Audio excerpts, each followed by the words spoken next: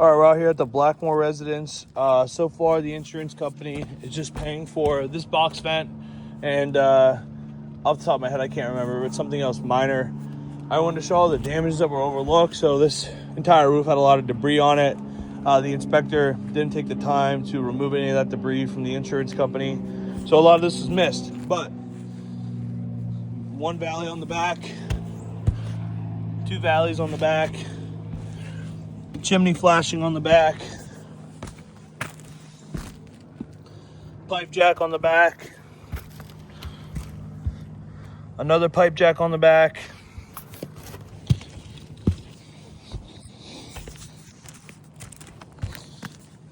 wind damage shingle on the back, valley on the back or on the front, and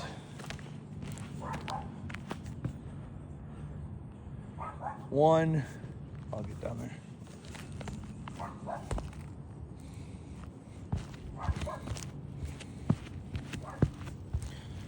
And the other valley on the front.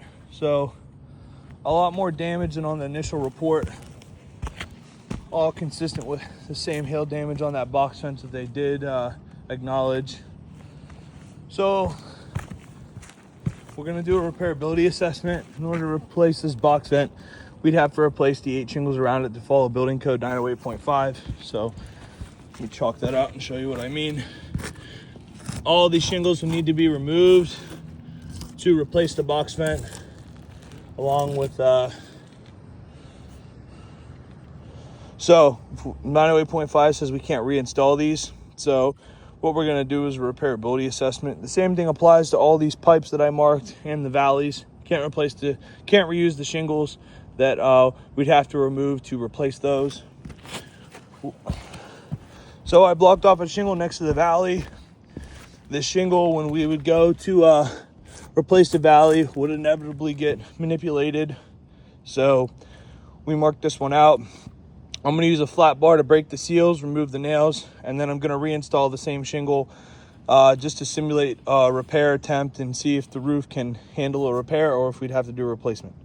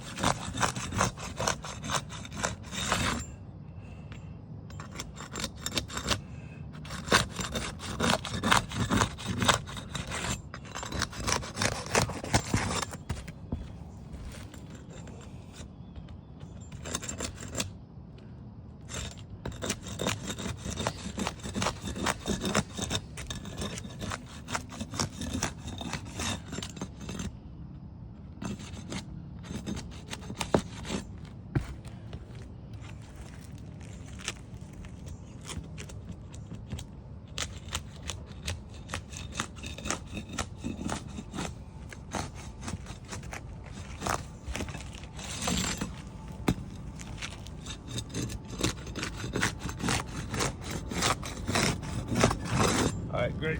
I broke all the seals and I'm gonna remove the nails.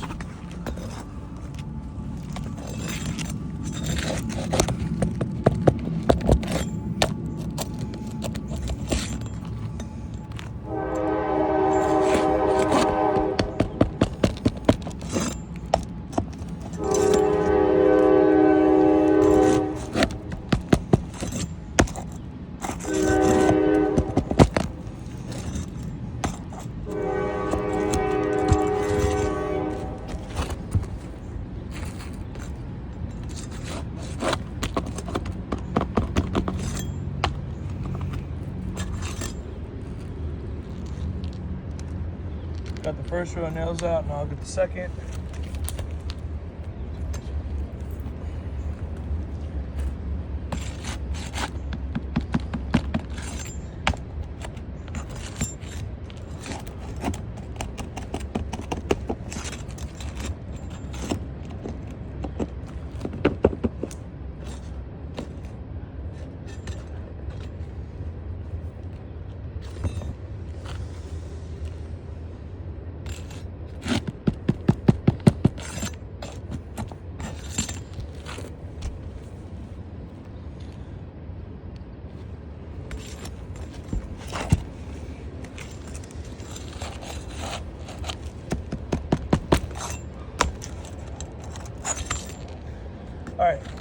nails are out. Remove the shingle. There's a good bit of material transfer right there. What that is the sealant on the back of the shingle. Instead of when I released it, when I used a pry bar to release them from being together, instead of it staying on the back side of it, it's calcified and it's actually pulled a chunk of the bottom of the shingle on top of it and stuck here. So now shingle number 1 and shingle number 2 are probably going to have holes along the sealant line.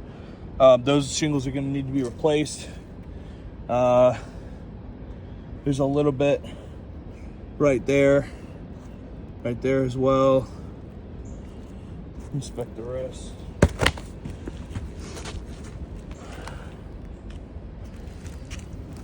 It's not too bad. Just a piece of it right there. You can get the camera. So the bottom side of shingle 1 has a hole in it right here. So shingle number 1 is going to need to be replaced.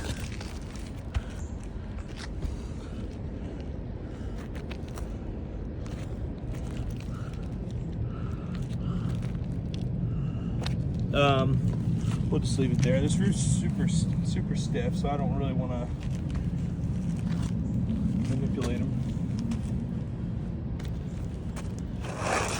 At this point, I'm going to reinstall the shingle. In order to do that, I got to put nails in both this nailing zone and then the nailing zone is of shingles 2 and 1. I need to lift the shingles high enough to get the nail in the nail zone. I'm going to put directly to the right of the existing nail head, and I need to ensure that they're perpendicular to the roof deck. So I need to lift the shingle high enough to get the nail, the hammer, and enough force to drive it in.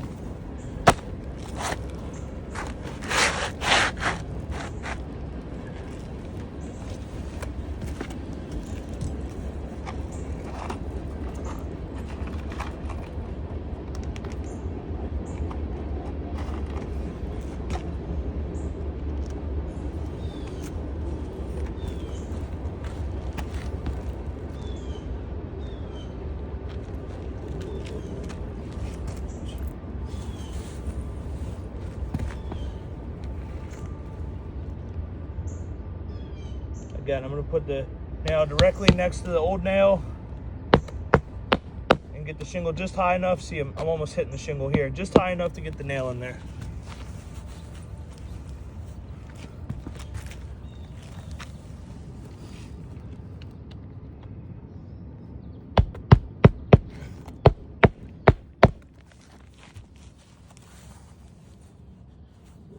Just a little bit.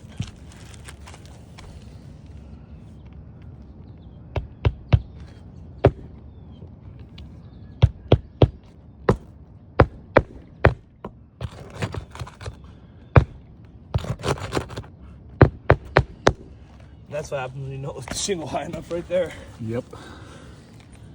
Again, we're trying to be as fair and gentle on the shingles as we can, so I'm doing my best to only lift them as high as I need to lift them.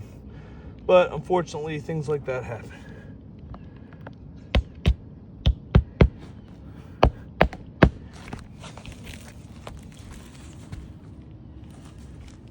All right, now I'll do the second row.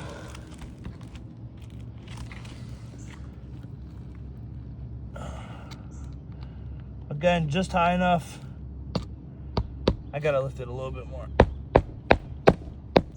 What you'll notice is rows 3 and 4 are a lot stiffer because they obviously have nails right here. Shingle number 3 is delaminated already. Not good.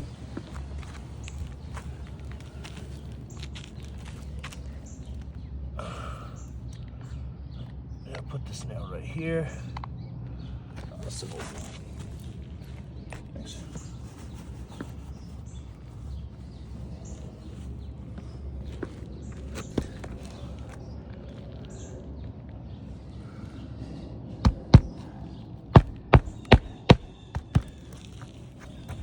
Laminating again. Yeah.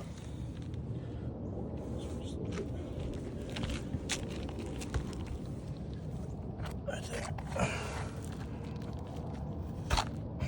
Okay.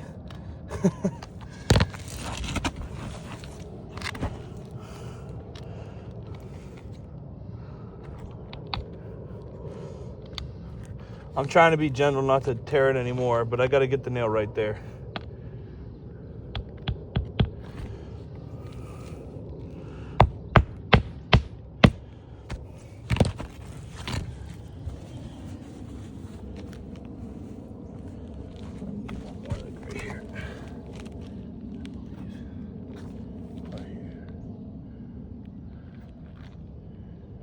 Okay.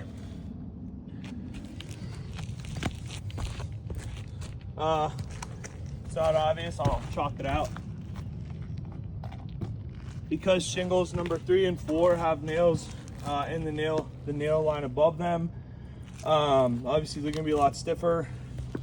Shingle number 4, I couldn't even get the, it's directly next to the old nail head. I couldn't even get the nail there before this shingle just ripped. This tooth delaminated. You guys look at the material transfer there. There's a good example of it on this roof right there. I didn't want to lift these shingles high enough because I could feel they're pretty stiff.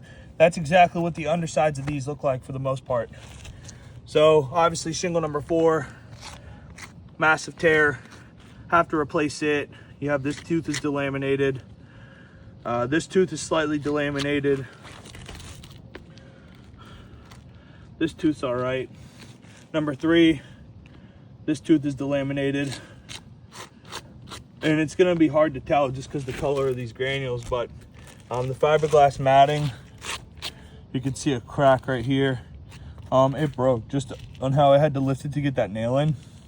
If I were to lift this in the middle, you could see, like, don't think because I lifted it here, that's why this happened. If I lifted this shingle in the middle, I'll lift it high enough just to get my finger vertical, right? Look at what just happened. Shingles are super brittle, definitely not in a repairable state. For every one shingle we have to replace, we're gonna end up compromising more than one. So not a financially viable option to complete a repair on this roof. Again, I'm Nick with Diesel. Thank you for your time.